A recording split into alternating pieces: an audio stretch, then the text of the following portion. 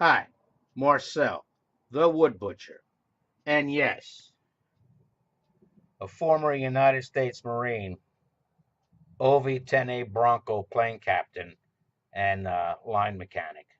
Okay, I'm going to put you on the space station a second while I reposition the camera because my camera crew and production crew, well, to be truthfully honest with you, they're basically non-existent.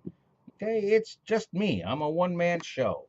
I'm the writer, the producer, the director, the cameraman, the everything. I'm gonna adjust the camera a little bit, get my fat paw in the way. But anyway, I wanted to dedicate this video to a very special breed of service personnel, and particularly, and I don't care what branch of service, because the Navy, the Marine Corps, and the Air Force used OV-10s during their service for many years. And this is kind of dedicated to so I could get this posted properly on a website that's called the OV-10A Bronco Fan website, which recognizes all of the VMO squadrons and people that worked on OV-10s. There's a lot of us out there. We have a reunion in Dallas, Texas every year, uh, every 2 years. Well, every 2 years, not every year, every 2 years. I have not been to one of them yet, but I am going to the one set for November 10th, 2017, which just happens to be the Marine Corps birthday. If I have the date wrong, I apologize, but that's the date I was given. But it's in Dallas, Texas, and boom, I'm going to be there. The reason I wanted to get this posted and within the classification of the OV-10 fans is because being a woodworker, almost retired for the second time, but this time from my regular job into just doing woodworking, uh, I have gotten into, and I know any of my fans have seen this before, but many of the new ones that I'll pick up from this video. This is a particular one that I made for, well, when he retired and at NAS Atlanta as our career planner, he was Master Sergeant Kenneth Ball. But we knew him at Selfridge Air National Guard Base, excuse me, with the VMO4. Well, I guess a lot of you people have heard about the Detroit Marines when they deactivated our OV-10 squadron at Selfridge Air National Guard Base in Mount Clemens, Michigan, and moved us all to NAS Atlanta and Marietta, Georgia, which I don't know why they called it Marietta because the town it was in was actually Smyrna, but the Jonquil City of the South. But we had OV-10s and Cobras there. In Atlanta, I mean, in Detroit, we had OV-10s and CH-46s, right? And the OV-10s that myself and a lot of the people I know and remember, I'm going to try to remember most of them. If I leave some of you out, I apologize. I mean, 61 years old and now, and my memory isn't as good as it used to be. But I can remember Charles January, Mark Kincaid, Staff Sergeant Swartz or Sergeant Swartz. What the hell was his? Quinlan, Mike Bland, God rest his soul, Fred Joyner, Fred Marquardt, Trevino, I forget his first name, uh, Lemuel, Matus, who else? Well, of course, Gunny Ball, Gunny Jones, Gunny Doherty. Oh man, that's a gunnery sergeant that I really, really broke his balls. Right. And Staff Sergeant Swartz, when we were stationed in Mount Clemens, Michigan, It was cold on the flight line in the wintertime. Here I was, a corporal, and he was, I think he was a staff sergeant or a sergeant. I don't remember exactly what. Gunny Jones, Gunnery Sergeant Jones, another name I remember. Staff Sergeant Phelps. Who can forget Top Huth from Detroit? And in Atlanta, Master Sergeant Crockett. And then I can never forget Lieutenant Colonel J.D. Morris. Uh, Gunny Martin is another one. The names will come to me in the future, but I just don't remember them all right now. But anyway, I made this for Master Sergeant Ball, and I have inscribed on the bottom of it because my first 4 years in the Corps, I did great for the first 2 years, but I kind of fell off the cliff the last 2 years. And there were certain staff NCOs and other just Marines that tried to straighten me out, and it didn't work that well. So I got out and I went to work with a company called Air America for about a year and a half. Then they disbanded, and I came back home to the Corps. But the inscription on the bottom of this for Master Sergeant Ball is, Ken, you'll never know the impact you made on my life. Thank you. Frisco, USMC. Frisco was kind of my nickname in the service because my last name was Francisco and Frisco was it, and people didn't like to call me Shitbird. Right. Okay. Handmade for you, MJF. Thank you from the Detroit Marines. We all know what JD and you did for us, Semper Fi. There's a story about that. When NAS Detroit or MARTD Detroit was deactivated as a Marine Corps Air Squadron, Lieutenant Colonel J.D. Morris, who was actually the executive officer there at the time, I believe it was Colonel Perry that was the CO in Detroit. And we had a sergeant major there it was Clarence Perry, Lieutenant Colonel Clarence Perry. We had a sergeant major there.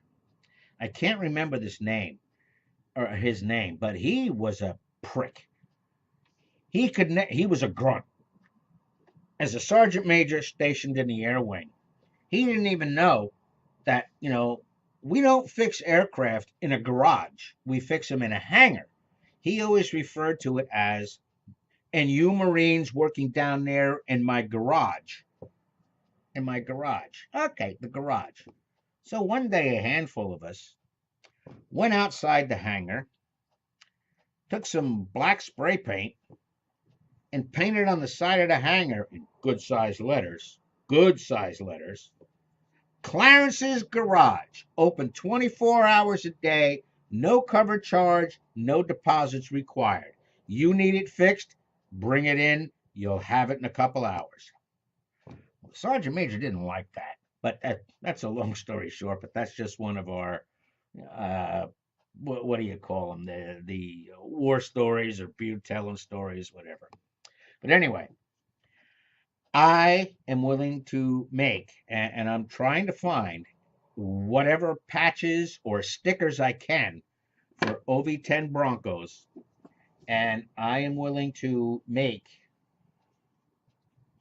these things only with 2 flags on them, right? And this will be beveled out a little more here, a little flatter, because this is kind of a generic one made for a friend of mine that was never in the service. And make them for OV-10s with a United States flag on the right side, as it should be, and a Marine Corps flag on this side, and 2 nice brass holders. Okay? If you're interested, comment below, or send me an email at mcrdpi@gmail.com, and we can discuss, whatever you want done with them, or how they're made, or whatever. Okay. Uh, but I guess that's about it.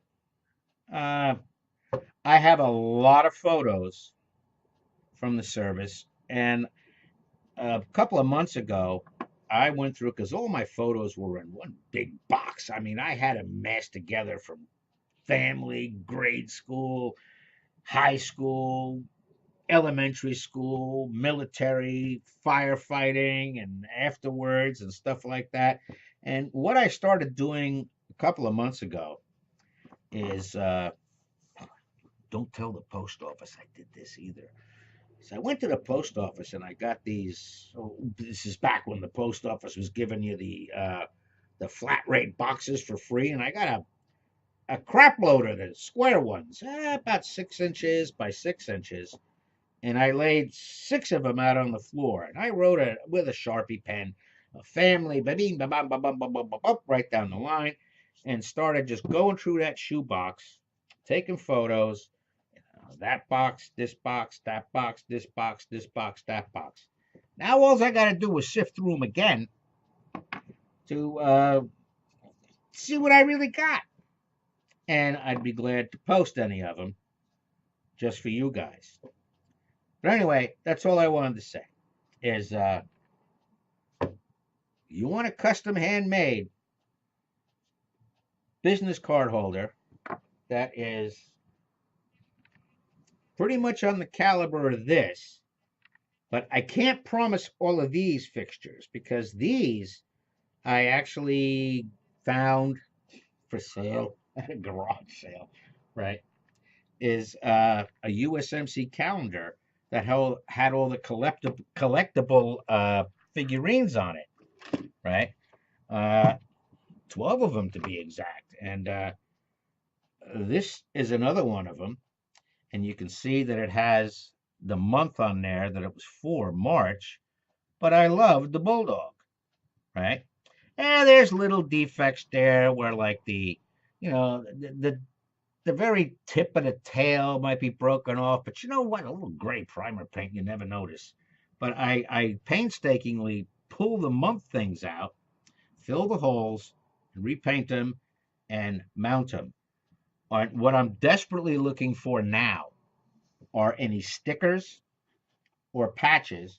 And I'll give you an example. This is one I'm making right now for a Navy corpsman that served with us Marines. And what I did with his is, you can see how I flattened it out more, because I want to put the little, U.S. Navy medical sticker on there, or emblem, and drive it into the wood, and then have an American flag and the United States, or an American flag and the United States Navy flag coming out of it. Okay, and it gets mounted to. These are all still in the drying stage. That's why there's cords hanging off the bottom of them. Let me see if I can pick these up without dropping them and fucking them up. I mean, messing them up. But it's gonna sit. Ah, picture, as you, if you will, like this. Okay. It still needs a couple of more layers of shellac. There's only about 6 layers on here so far, and I like to make them shine like a. I'll leave it at. I just like to make them shine, and also like to make them where, if you want to use Pledge or any other cleaner on there, it's not going to affect the finish. I either use shellac or lacquer, one of the two. It depends on the wood. And I want you to know something else. Every one of these are made from wood that, excuse me one second, was once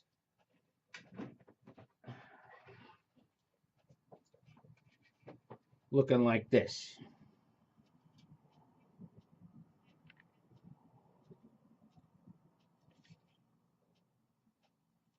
Yes, that is pallet wood. I harvest pallets. I take them apart. I sand them depending on if a person wants a rustic finish on them or a refined finish. They want a rustic finish. All I do is sand them, probably about 8 grit, maybe 120. Get the roughness off to make them splinter proof, and stain them and finish them. If you want it to look like these things do, well, then they go through the planer and they get squared off and everything else. And that's what I like doing. Here's another example. If you just want just a nameplate to go on your desk, you get your own little, sticker to put on there. That's your name or whatever. Uh, what I also included with these, they are sturdy and they have 2 pen flutes on them, right? And again, this is out of pallet wood. I'm thinking of throwing, for Marines, of course, a Marine Corps emblem driven into the wood right here. I mean, a regular emblem, maybe not. And I'm not talking one of these. Well, this one's pointing the wrong way because it's one I had left over from the left collar, but mounted here. But the cover device size on there, and definitely gold or black, whichever. Okay, so I hope this qualifies as something that could be posted within the OV-10 Bronco fan page. And anything I can find OV-10, I'd be glad to include them as well. What I've particularly been looking for is I used to have one, but it got lost in the shuffle years ago. A small model that was probably a little plastic toy that was probably about maybe the wingspan was probably about 3.5 inches. The aircraft was probably only about that long, but the detail on it was phenomenal.